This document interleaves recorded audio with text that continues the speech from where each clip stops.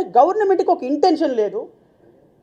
Objections ఇనీషియల్కి receive 27వ తారీఖున 27 నుంచి 9/3 వరకు ఎగ్జామ్స్ జరిగితే రిలీజ్ ఆఫ్ ఇనీషియల్కి 10/3వ తారీఖునంట. రిసీవింగ్ అబ్జెక్షన్స్ ఆన్ ఇనీషియల్కి 11/3 ఇనీషియల్ అబ్జెక్షన్స్ అంట. ఫైనల్కి 13/3వ తారీఖున రిలీజ్ అంట.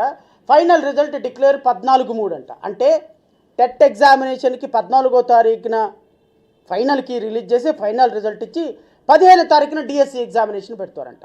ఎక్కడైనా ఉన్నదండి ఈ దేశంలో? ఎక్కడైనా 15వ తారీఖున అంటే 14వ తారీఖున రిజల్ట్ ఇచ్చి 15వ తారీఖున మీరు ఎగ్జామ్ పెడతారా?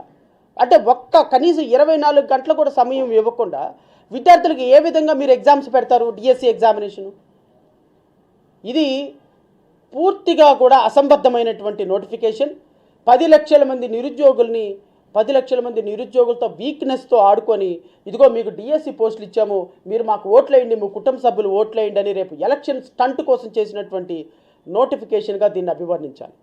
నేను ముఖ్యమంత్రి జగన్మోహన్ రెడ్డి గారిని అడుగుతున్నా, మీరు కేవలం ఇంకొక నెల రోజుల్లో ఎలక్షన్ షెడ్యూల్ వస్తుందనగా, ఏప్రిల్లో ఎలక్షన్ జరుగుతుందనగా మీరు కేవలం ఎలక్షన్ స్టంట్ కోసం ఇచ్చినటువంటి నోటిఫికేషన్తో ఎవరి జీవితాలతో ఆడుకుందాం అనుకుంటున్నారు సార్?